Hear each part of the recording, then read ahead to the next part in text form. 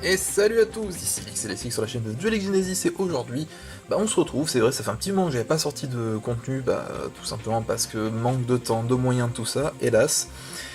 Aujourd'hui, on va se rattraper un petit peu, alors, une présentation assez simple dans l'ensemble, mais je tenais à la faire parce que j'ai pas mal de trucs à dire dessus en fait, et ça me permet de me remettre à jour aussi. On va voir aujourd'hui le deck de démarrage, l'attaque du lien, qui est sorti, bon, il y a pas mal de temps déjà, donc bon, j'imagine que tout le monde connaît déjà. Mais il fallait que j'en parle en fait, tout simplement parce que... Enfin, vous verrez. Donc l'attaque du lien, c'est le tout premier starter deck de la génération Yu-Gi-Oh! Vrains. Donc comme on voit ici le décodeur bavard, Decode Talker, je crois en version originale. Donc le monstre fétiche de Fujiwara Yusaku, donc le nouveau personnage principal que j'aime bien d'ailleurs honnêtement, qui est un personnage assez charismatique je trouve. Voilà. Donc là on a toute la liste des cartes du deck. Donc ce deck introduit les monstres liens, donc c'est le nouveau mode d'invocation. D'ailleurs il y a eu pas mal de changements récemment, de son point de vue du coup, par rapport à toutes les règles concernant les zones monstres, les zones pendules, qui ne sont plus des zones vraiment à part, mais qui sont vraiment dans les zones magie piège, etc. Enfin, ça change beaucoup de choses en fait. Et les monstres liens, c'est ce qu'on va utiliser pour débloquer un peu les zones par rapport aux monstres d'extra deck, mais ça, on va le voir plus en détail plus tard. Hop, alors, on va ouvrir ça. Comme dit, je vais vous parler de ce deck parce qu'il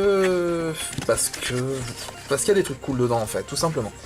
Alors, c'est différent d'habitude au niveau de l'intérieur. Bon, déjà, hop, donc on a le livret de règles, hein, classique. Je pense que je le ferai très vite fait, au moins pour les monstres Link en fait, parce que ça m'intéresse de savoir un peu. Et donc là, le tapis de jeu. Hop, un petit peu. Voilà, donc vous voyez les zones pendules maintenant au niveau des zones magie piège. Et au-dessus des zones monstres, on a les zones monstres extra qui vont servir pour les monstres extra deck, ainsi que les premiers monstres liens qu'on va invoquer. Ça, on va le mettre de côté ici. Et enfin, hop,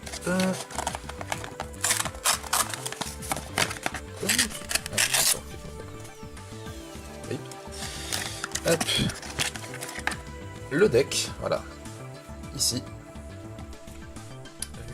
Bon, hop, on va laisser par ici plutôt, tac, voilà. On va retourner dedans. Voilà. Donc c'est un deck de 43 cartes il me semble, donc il y a les 40 cartes du main deck, plus 3 monstres Link, enfin 3 monstres liens, qui sont donc en extra deck en fait. Alors ce deck là est vraiment bien parce qu'il contient énormément, je trouve, de cartes, soit très utiles, soit emblématiques en fait, mais pas forcément par rapport au manga, l'anime, tout ça, mais vraiment même par rapport... simplement aux différents formats, aux différentes méta qu'il y a eu en fait. Et c'est pour ça que je voulais vous parler de ce deck là, parce que ça me met à jour et en même temps il est vachement intéressant pour un starter deck. Hop, donc. Tac.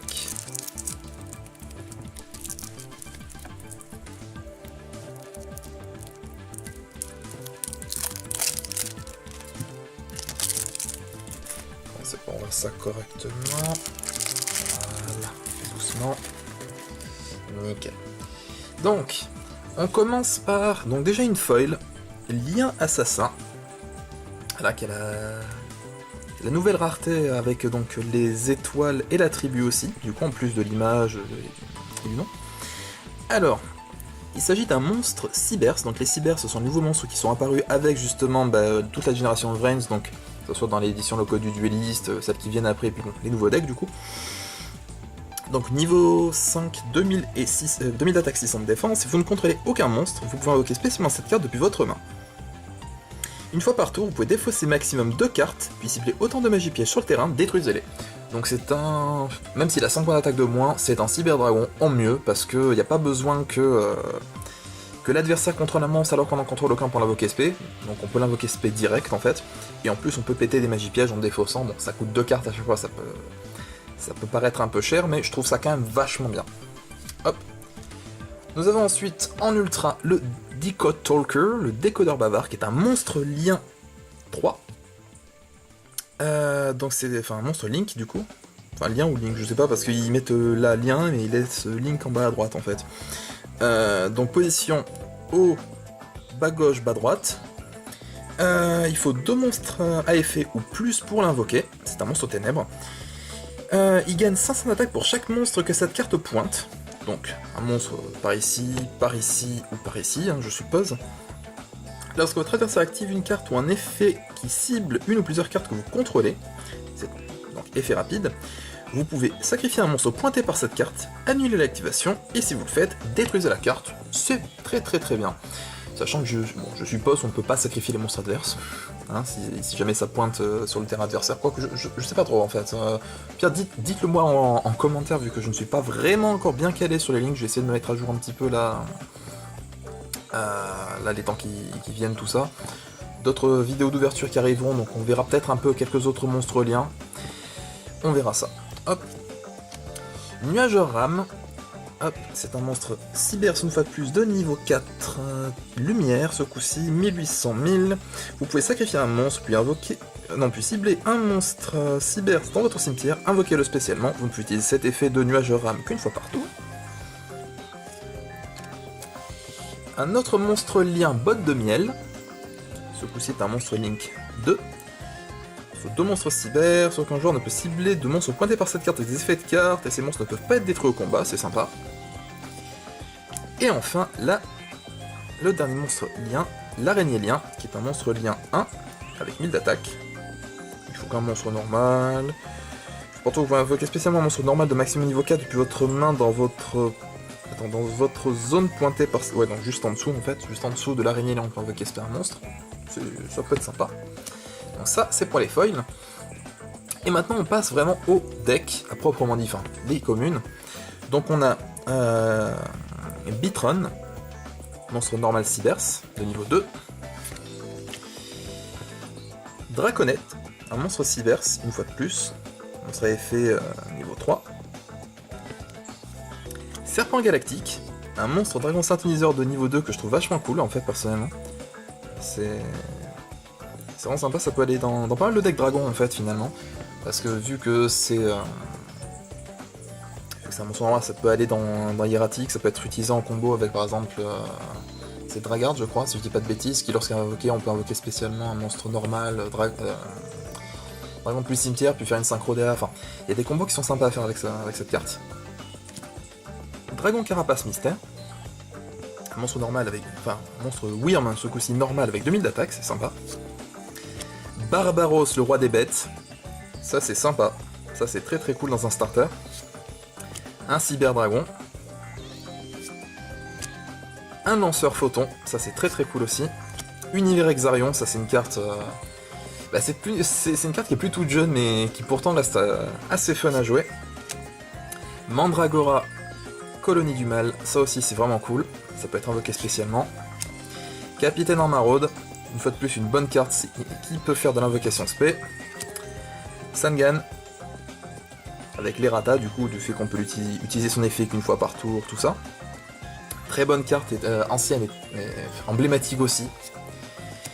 Kouribandi, un très bon monstre aussi qui à la base est arrivé dans Dragon de Légende, je crois, dans l'édition de Dragon de Légende. Marshmallow, voilà, ça c'est rigolo, une carte de Yugi, toujours très fun à jouer, et bien pratique si on veut pouvoir temporiser un peu.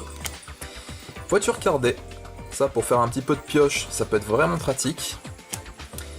Rico le chasseur, Seigneur Lumière, ça aussi c'est une carte qui était vraiment pas mal jouée durant une période, et qui est toujours dans les decks Seigneur Lumière. Hein. Pendulet de combat, ça aussi pour temporiser, c'est très bien, c'est vraiment un très bon monstre aussi. Attaque de l'épouvantail.